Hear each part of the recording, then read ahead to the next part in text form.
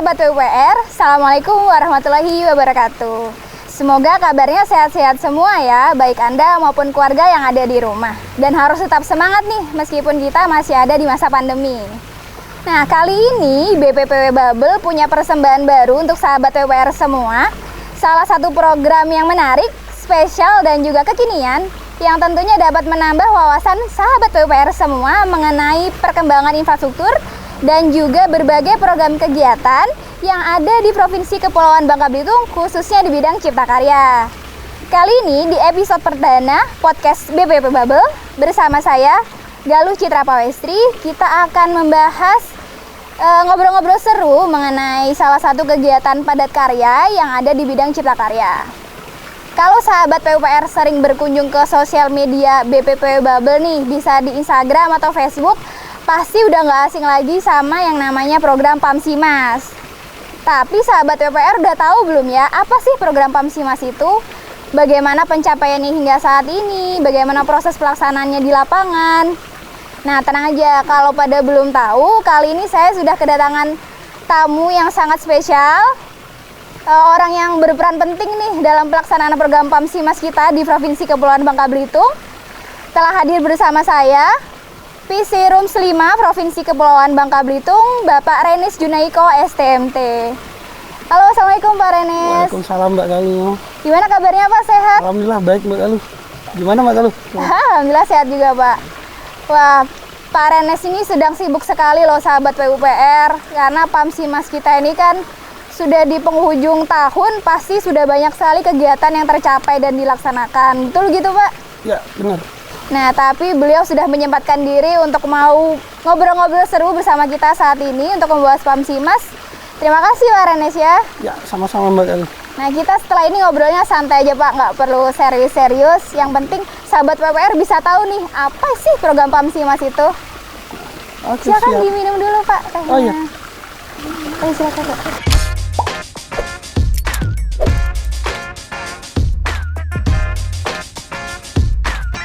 Nah, sebelum kita lanjutkan, ada istilah tak kenal maka tak sayang tuh Pak. Nah, jadi sebelum kita masuk ke penjelasan apa itu PAMSIMAS, boleh dijelasin dulu nggak Pak? Diperkenalkan Pak Renis ini posisinya di PC itu seperti apa, tugasnya bagaimana? Boleh, silakan Pak. Oke, terima kasih Mbak Galuh. Baik, ya nama panjang saya Renis Junaiko ya. Iya. Nah, kebetulan saya menjabat di sini sebagai Provincial Coordinator. Memang sebelumnya saya sampai di Kepulauan Bangka Belitung, saya sudah di sini sampai 5 bulan masa bertugas di sini. Jadi jabatan saya Koordinator Provinsi di program PAMSIMAS. Dan sebelumnya saya pun juga berkecimpung di PAMSIMAS 1. Memang di awal program itu namanya Westlake ya, Water Supply Low Income Community. Dari Westlake 2, 2007 sampai 2008 dilanjut PAMSIMAS 1 ya. PAMSIMAS 1. Itu di Sumatera Barat, dan saya lanjut ke program PAMSIMAS 2, tetap Sumatera Barat. PAMSIMAS 3 saya pindah sempat ke Aceh sebentar. Ke Aceh bertugas sebentar dan kembali ke Sumatera Barat, dan ditugaskan kembali ke Medan selama 3 tahun kurang lebih. Dan setelah itu baru saya pindah ke Kepulauan Bangka Belitung. Jadi itu sedikit perjalanan saya di program PAMSIMAS. Wah, sahabat PUPR, Pak Renis ini sudah dari tahun 2007 ya Pak, berarti berkecimpung di dunia PAMSIMAS.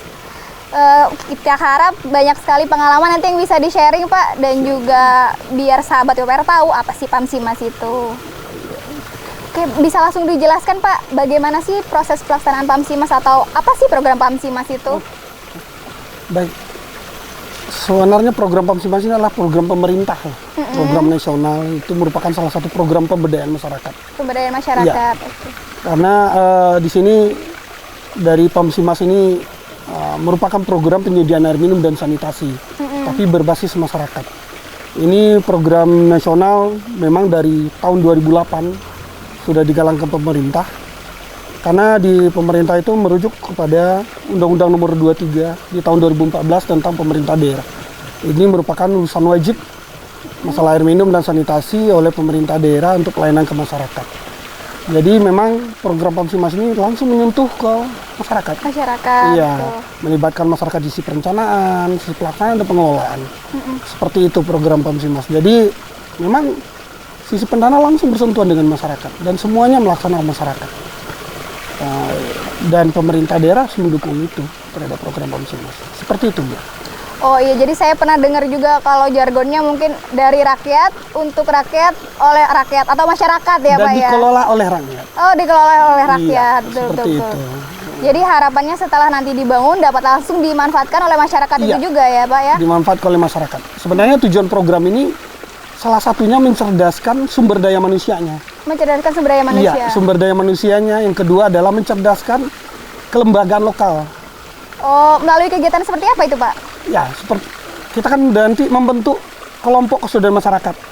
Mereka yang merencanakan, mereka yang membuat semua perencanaan, dan mereka nanti akan melaksanakan. Setelah itu kita bentuk namanya KPSPAM. Oh, KPSPAM. Kelompok penyediaan sistem penyediaan air minum dan sanitasi. Dan mereka itulah kelompok ini nanti dilatih. Dalam program ini ada pelatihannya Oh, ada juga. pelatihan, Ada pelatihan iya, juga. iya. Pelatihan terhadap sumber daya manusianya dan kelembagaannya. Bagaimana mengelola ini dengan baik. Seperti itu program Pamsimas. Oh, jadi intinya nanti menggerakkan masyarakat itu yang bisa ikut andil ya Pak ya? KPSPAM tadi anggotanya dari masyarakat. Dari masyarakat itu sendiri. Apa dari kepala desa atau di luar lagi Pak? Bukan. Kepala desa di situ secara struktural itu sebagai pembina. Oke. Pengawas, pembina dari kelompok yang dibentuk tadi.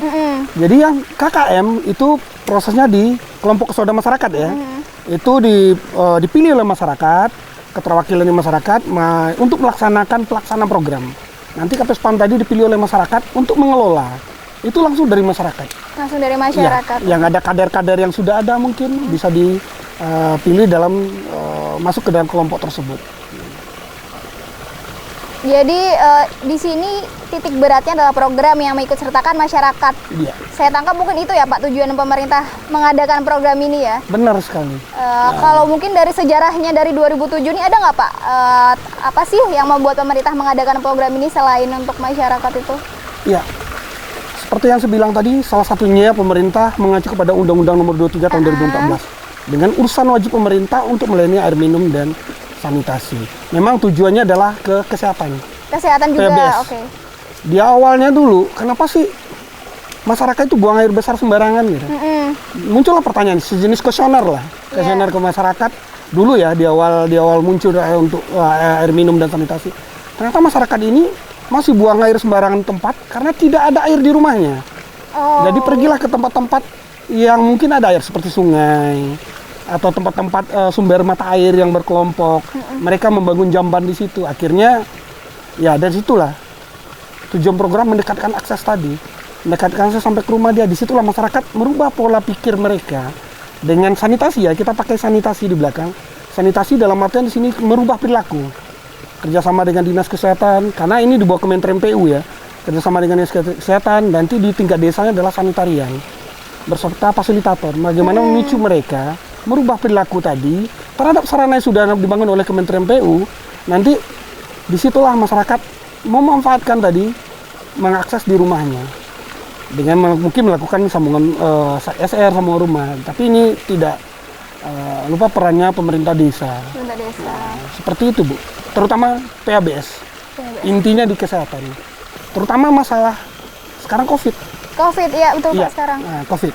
Program Pamsimas ini sebenarnya sudah mulai bergerak di 5 pilar STBM. Salah satunya adalah CTPS, cuci tangan pakai sabun. Cuci tangan pakai sabun. Ini sudah mulai 2007 loh, dari Westlake ke Pamsimas 1 itu sudah menggalakkan CTPS.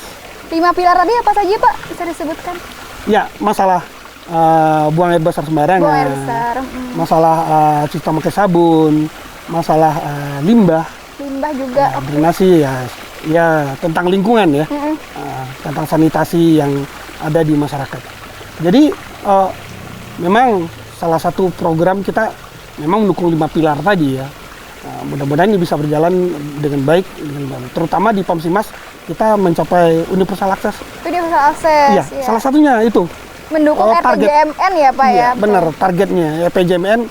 Sebenarnya kita 2019 itu sudah universal akses 100 100. Oh, 100. Kalau Pamsimas 100 ya, 100 Iya, air minum, 100 sanitasi. Itu salah satu tujuan pemerintah. Masalah kesehatan, masalah urusan kewajiban Undang-Undang Nomor 23 Tahun 2014 dan salah satunya di PHBS. PHBS. Dan tidak sampai situ saja. Pemerintah masih melihat di sustainable-nya. Di keberlanjutannya. Keberlanjutan program. Kita tetap mantau, Pamsimas tetap mantau. Oh, jadi desa-desa 2007 pun tetap terpantau sampai dengan sekarang ya, Pak ya? Sampai sekarang tetap dipantau. Kepulauan Bangka Belitung memang di Pamsimas 2 mulai 2013 sampai 14 ya.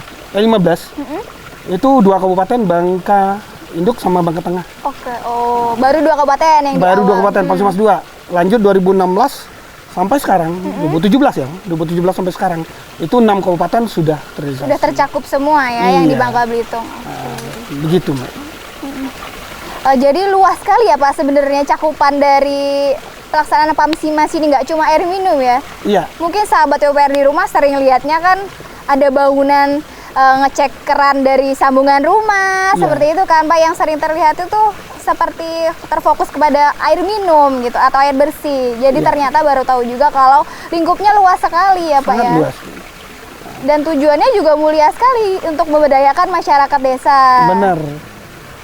Kalau misalnya tadi Pak Renes menyebutkan kan ada fasilitator, ada sanitarian, banyak sekali stakeholder yang terlibat di kegiatan ini ya Pak ya? Iya, sangat banyak. Boleh diceritakan nggak Pak, apa aja sih situ, mulai dari mungkin dari yang tingkat desa, di tingkat kabupaten, hingga ke tingkat provinsi, seperti apa strukturnya atau stakeholder yang terlibat? Oke, di luar pemerintah, kita ada sejenis pendamping ya. Pendamping. Ini membantu masyarakat ya. Oh, berarti ini di tingkat di kabupaten? Mulai desa, Bu. Oh, mulai desa. Mulai dari desa itu sudah ada pendamping ya, namanya fasilitator masyarakat. Fasilitator. Ya. Tugas fasilitator masyarakat salah satunya mendampingi dan memfasilitasi. Oh iya. Mendampingi dan memfasilitasi dari desa. Pertama itu dibentuk secara struktural ya. Di desa itu namanya KKM, kelompok kesadaran masyarakat, yang sudah saya sampaikan tadi. Dan mereka membuat perencanaan, pelaksanaan ya. Dan dibentuk KPSPAM untuk pengelolaan. Tugas si fasilitator tadi, itulah tugas dia mendampingi dari proses itu. Jadi bersama, tapi bukan mengajari ya, bersama-sama bersama masyarakat tadi membangun tadi. Terus ada lagi dari pihak sanitarian, itu memang dari Dinas Kesehatan Kabupaten, dari Puskesmas sampai tingkat kecamatan dari sanitarian untuk menjamin kualitas air. Oh, air yang telah dibangun, hasil outputnya harus dicek dulu ya Pak ya, kualitasnya sebelum masuk ke masyarakat. Betul, termasuk pemicuan tadi dari sanitarian. Terus dari level kabupaten nanti ada lagi fasilitator senior, yang mengkoordinir semua fasilitator di tingkat desa. Terus ada lagi distrik koordinator, itu punya asisten 2, data entry ya, DAO, data entry, bagian admin dan operator data. Terus DFMA, District Financial Management Assistant, bagian keuangan. Jadi mereka membentuk sejenis advokasi ke desa KKM bagaimana pembukuan yang baik gitu secara keuangan. Terus ada namanya District Koordinator, itulah yang bertanggung jawab mengkoordinir sebuah program tadi, termasuk pendampingan terhadap pemerintah daerah, UPD terkait, bentuk berkoordinasi dan bekerjasama bagaimana tugas tadi yang si distrik koordinator beserta tim tadi untuk mendampingi masyarakat untuk menjadi lebih baik. Setelah itu ada di provinsi koordinator. Provinsi koordinator itu ya seperti saya, atau provinsi saya punya tenaga ahli ada sekitar 6 orang. Ada tenaga ahli pemberdayaan di bidang STBM, yang kesehatan ya, sanitasi total bersih masyarakat, USS, water supply and sanitation, tenaga ahli teknik. Kita juga punya ada. Terus tenaga ahli local government spesialis. Itu ibaratnya hubungan antara kepemerintahan. Terus ada bagian data DMA. Terus ada CDCB, itu community development di kapasitas building. Jadi bagian kelompok masyarakat maupun di sisi pemberdayaan. Itu di tingkat provinsi.